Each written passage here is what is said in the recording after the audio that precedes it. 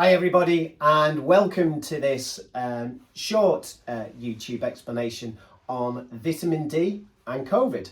Now, we've already done a big podcast on this, and if you haven't seen the podcast, haven't listened to the podcast yet, then pop it on there, press the link below, it'll take you straight through it.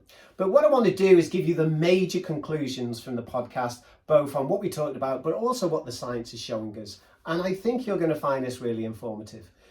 Before we do that, let's just say something about COVID and whether or not you are vaccinated or not. You need to be taking charge of your health.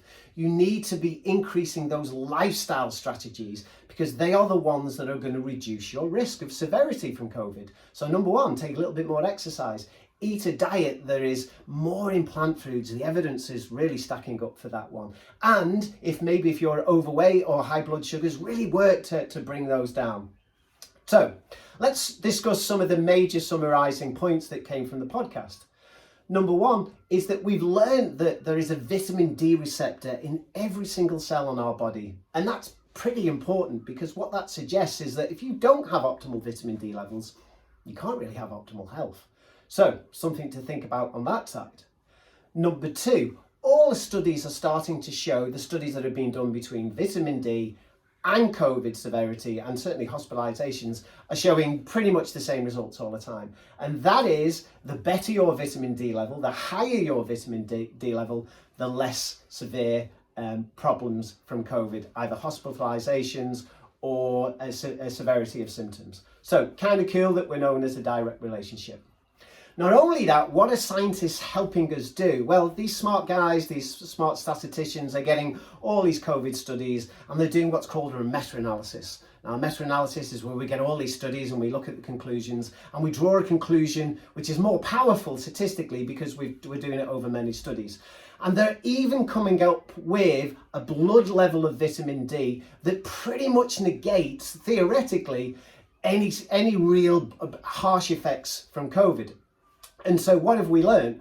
Well, we've got two numbers because around the world we use different international units. So for here in the UK, the minimal level that we want to be working to is 125 nanomoles. Now in the US, we're looking around about 50 NGs.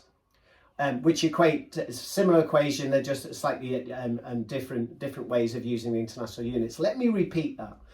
Scientists are now showing us a level that we should be working to pretty much negate harsh side effects from COVID through getting an optimal vitamin D level. 50 NGs if you're American, or 125 nanomoles if you're in the UK. Pretty cool. Now, the key to that is a lot of these people that we see don't go to the doctors, don't get their vitamin D levels. Take charge. Get it yourself. They are super cheap to do. You can order vitamin D tests online. It takes a blood prick in the morning to do, and then you can send that test off. Now, bit of a word of warning on that. Make sure if you are going to do the test, warm your hands up well in a bowl of hot water. Get those fingers really full of blood before you pop yourself. Otherwise, it comes a bit of a bore and you've got to do it a few times. But it's super cheap to do. It's super easy to do. And then you are personalising your vitamin D strategy. So, next one is supplement. What have the studies shown us? The studies have shown us in a very recent 2019 paper that looked at nearly 800 people. They followed them very closely for over 7 years now. And these people were taking really quite high doses of vitamin D. So what I'm going to say to you is that I will personally suggest that if you don't want to take a vitamin D test, I think you should, but if you don't, then taking something from a point of view of a normal adult between 1,000 and 5,000 international units a day is going to be absolutely safe long term. However, I still recommend that you probably want to test. Now, there's some caveats to that, and those caveats are the people who are more at risk.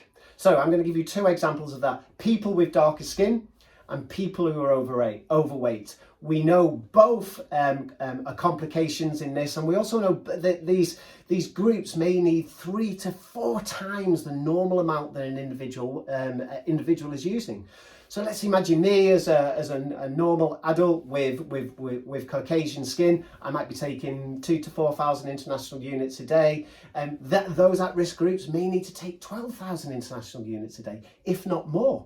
But again, test, don't guess. That's the best way to do it, because then you can continue to manipulate your dose to try and bring you up to those optimal ranges. Remember, minimum required 50 NGs if you're in America, 125 if you're in the UK.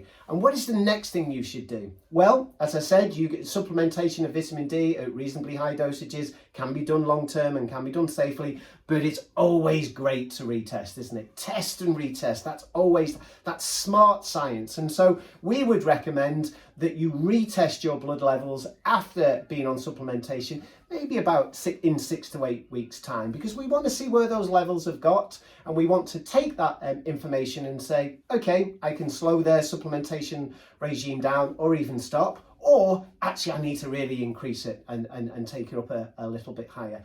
But again, and what we're looking at, many authorities and organisations, and we're not just talking immunity here, we're talking general health, are really looking for a sweet spot somewhere between maybe 125 nanomoles and 200 nanomoles, of course, in the UK, or something like 50 to 80 NGs if you're in the US. So they're the pertinent points that you can do, and you can take charge. Don't rely on anyone else. Let's take charge. Let's get on with this. So take charge, help yourself, and help others. And again, if you want to see the podcast, the link is below.